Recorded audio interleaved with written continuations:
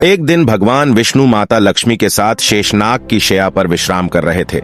उसी समय सिरस्ती के सुरजन करता ब्रह्मा जी उनके पास आप पहुंचे। आंखें बंद होने के कारण भगवान विष्णु को ब्रह्मा के आने का पता ही नहीं चला और वो सोते ही रह गए।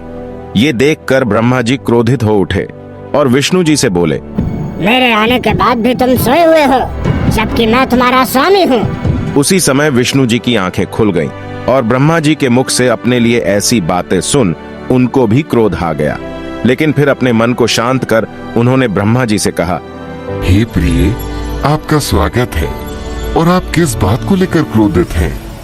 विष्णु जी की बातें सुनकर ब्रह्मा जी ने कहा, हे विष्णु, मैं जगत के साथ साथ तुम्हारा भी संरक्षक हूँ। पूरे जगत में मेरा सम्मान किया जाता है, फिर भी तुम मेरा अपमान कैसे कर सकते हो?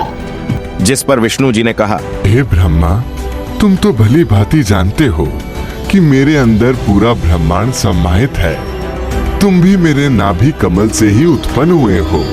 मैं तुम्हारा पिता हूँ, इसलिए तुम्हारे सारे कथन झूठे हैं। विष्णु जी के इतना कहते ही ब्रह्मा जी और भी क्रोधित हो उठे और खुद को श्रेष्ठ बताने लगे। कुछ देर तो उनके बीच श्रेष्ठता के लिए बहस हुई, लेकिन उसके बाद दोनों ने अपने अपने शस्त्र निकाल लिए और उसके बाद दोनों के बीच एक भयंकर युद्ध शुरू हो गया।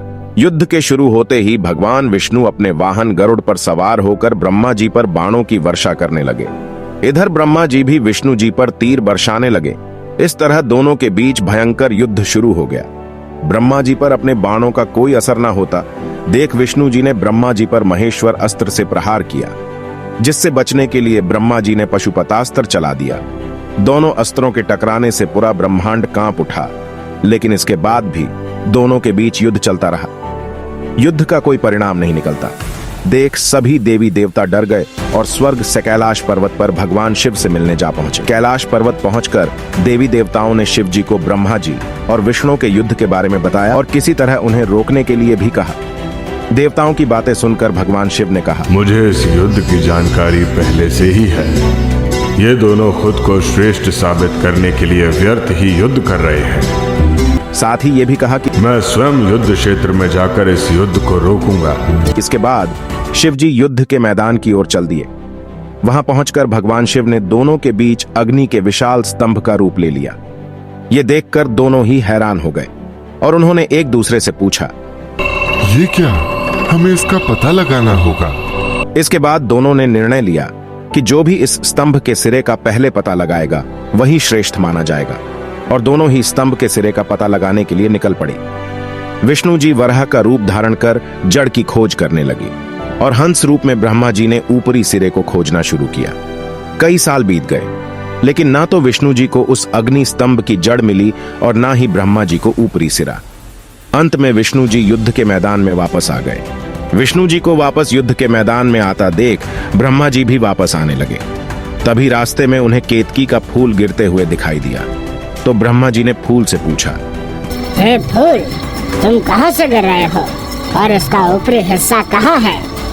तब केतकी के फूल ने जवाब दिया कि मैं तो इस अग्नि स्तंभ के बीच से कई सालों से नीचे गिर रहा हूँ, इसलिए मैं नहीं जानता कि इसका शीश कहाँ है। तब ब्रह्मा जी ने उससे कहा, केतकी, अब से जैसा मैं कहूँगा तुम वैसा ही करना।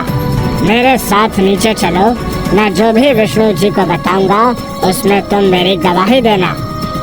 इतना कहकर ब्रह्मा जी केतकी के फूल के साथ युद्ध स्थल में जा पहुंचे, जहां विष्णु जी निराश बैठे थे।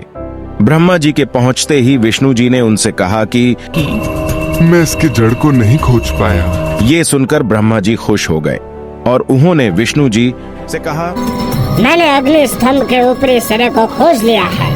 और इस झूठी बात की गवाही केतकी के फूल ने भी दी। तब विष्णु जी ने ब्रह्मा को खुद से श्रेष्ठ मानते हुए उनकी पूजा करी।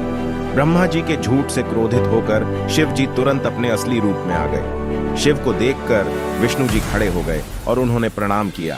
ये देखकर शिव जी ने विष्णु जी से कहा कि मैं आपसे प्रसन्न हूँ। आपने श्रेष्ठ बनने के लिए झूठ का सहारा नहीं लिया, इसीलिए आप भी मेरे जितने ही पूजनीय हो। और ब्रह्मा जी को अहंकार का दंड देने के लिए भगवान शिव ने भैरव को उत्पन्न किया और भैरव को ब्रह्मा जी के उस मुख को काट देने के लिए कहा, जिससे उन्होंने झूठ बोला था ये सुनकर भगवान विष्णु ने ब्रह्मा जी को शिव जी से क्षमा करने को कहा। विष्णु जी की विनती पर शिव जी ने ब्रह्मा जी को माफ तो कर लिया, लेकिन साथ ही उन्होंने ब्रह्मा जी को ये श्राप भी दिया, अब से आपको ना तो कोई सम्मानित करेगा और ना ही आपकी पूजा होगी। और केतकी के फूल को शिव जी ने अपने गले से त्याग दिया।